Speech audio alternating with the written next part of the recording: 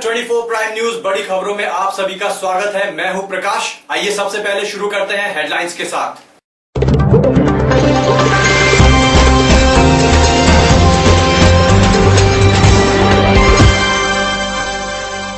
नरेंद्र मोदी ने आज अपना नामांकन भरा। सोनिया गांधी ने कर्नाटक में रैली को संबोधित किया और उत्तर पूर्व राज्यों की 6 संसदीय सीटों के लिए हुआ आज मतदान। अब समाचार विस्तार से। दूसरे चरण में 4 उत्तर पूर्व राज्यों की 6 संसदीय सीटों के लिए आज मतदान हुआ।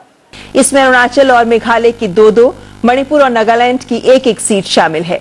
मेघालय में 2 सीटों के लिए मतदान आज शांतिपूर्ण तरीके से जारी है। शिलांग और तुरा सीटों पर कांग्रेस, भाजपा, पूर्व लोकसभा अध्यक्ष पीए संगमा की नेशनल पीपल्स पार्टी यूडीपी के अलावा क्षेत्रीय पार्टियों द्वारा समर्थित निर्दलीय उम्मीदवार मैदान में हैं। 10 में से 8 बार तुरा संसदीय सीट जीतने वाले संगमा का इस बार कांग्रेस उम्मीदवार डेरिल मोमिन से सीधा मुकाबला है। शिलांग में कुल 8 उम्मीदवार मैदान में हैं। इसमें मौजूदा कांग्रेस सांसद विंसेंट पाला, यूडीपी उम्मीदवार पूर्व छात्रा नेता पॉल लिंगदोह, भाजपा प्रत्याशी शिवुन लिंगदोह और इसके अलावा चर्च नेता पीबीएम बासियाव मोइट हैं, जो निर्दलीय के तौर पर अपना भाग्य आजमा रहे हैं। मणिपुर में 2 लोकसभा सीटों में से 1 सीट के लिए आज मतदान किया गया। बाहरी मणिपुर लोकसभा सीट से भाजपा, कांग्रेस, तृणमूल कांग्रेस, नगा पीपल्स फ्रंट, राकांपा, जदयू और आम आदमी पार्टी के अलावा 3 निर्दलीय सहित कुल 10 प्रत्याशी अपना भाग्य आजमा रहे हैं। आज जिन प्रत्याशियों के भाग्य का निर्णय होगा उसमें कांग्रेस के सांसद थांगसो बैते, भाजपा के गंगमुमेई कमेई और राकांपा के सीडोंगिल प्रमुख हैं।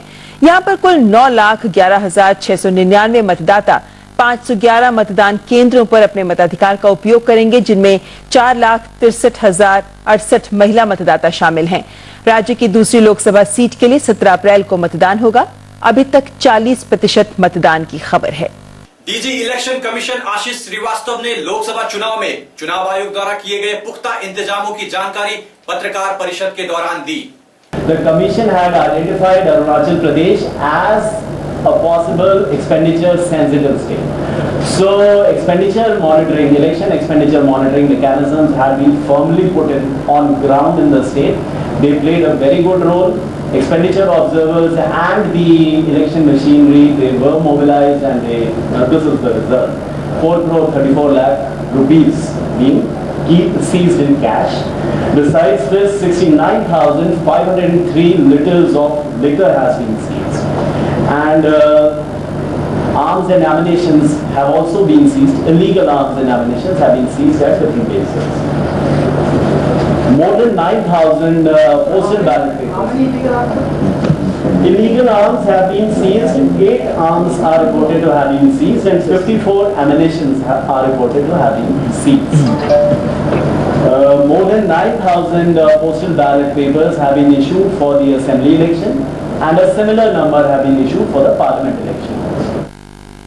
नरेंद्र मोदी ने गुजरात के बड़ोदरा से नामांकन भरा। मोदी बड़ोदरा के अलावा उत्तर प्रदेश के वाराणसी से भी लोकसभा चुनाव लड़ रहे हैं।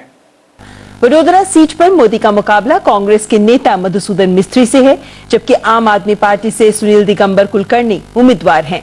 नामांकन दाखिल करने से पहले मोदी ने रोड शो किया। इस रोड शो में गुजरात भाजपा के कई वरिष्ठ नेता भी मौजूद थे। नामांकन दाखिल करते वक्त एक चाय विक्रेता किरण मदीरा और शहर के शाही परिवार की सदस्य शुभांगिनी देवी राजे गायकवाड़ ने नामांकन पत्र पर बतौर समर्थक हस्ताक्षर किए। गुजरात में 26 लोकसभा सीटों के लिए 30 अप्रैल को चुनाव होने हैं। मोदी वडोदरा के अलावा उत्तर प्रदेश की वाराणसी सीट से भी लोकसभा चुनाव लड़ रहे हैं।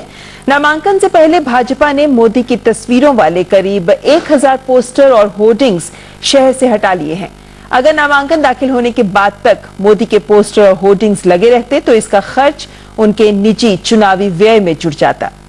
मेरी पार्टी ने मुझे इस काम के लिए पसंद किया है। मैं भारतीय जनता पार्टी का बहुत बड़ा आभारी हूं।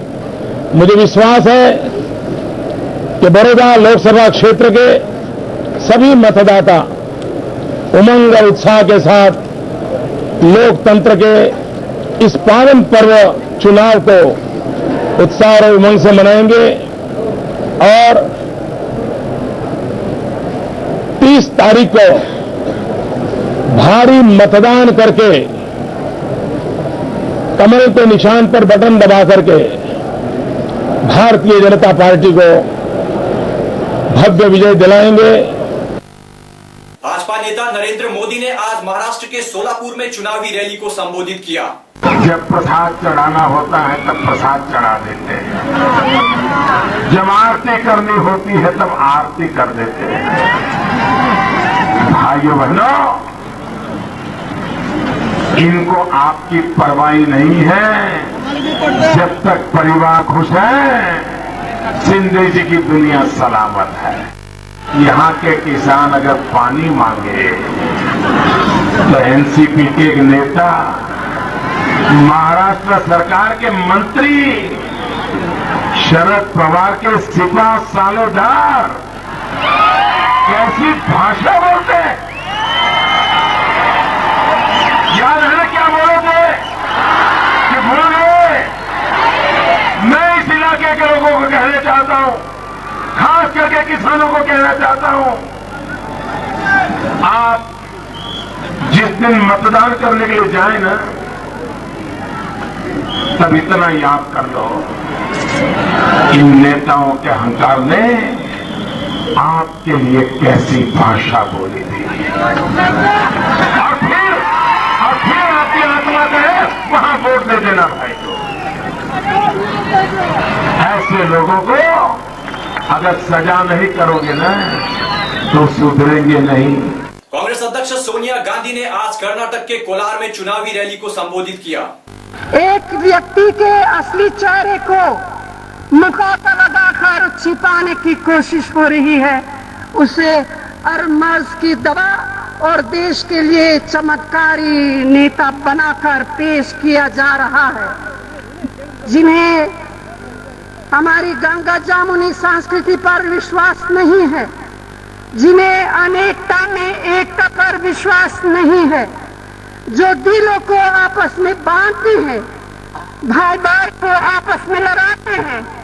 आप ही बताइए, क्या जो हमारे बुनियादी सेक्युलर असूलों पर विश्वास नहीं करते हैं, क्या ऐसे लोगों से देश बनाने की उम्मीद कर सकते हैं?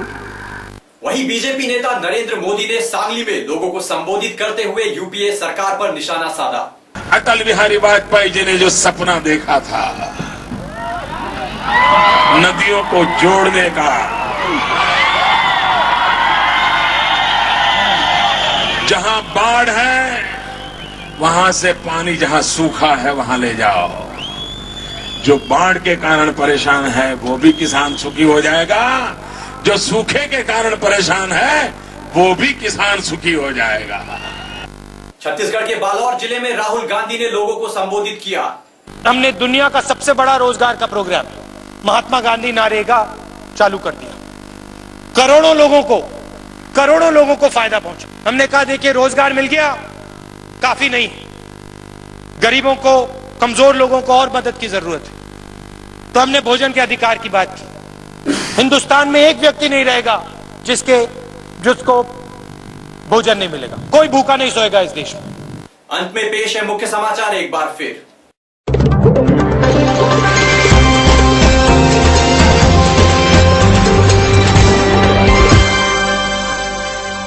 नरेंद्र मोदी ने आज अपना नामांकन भरा।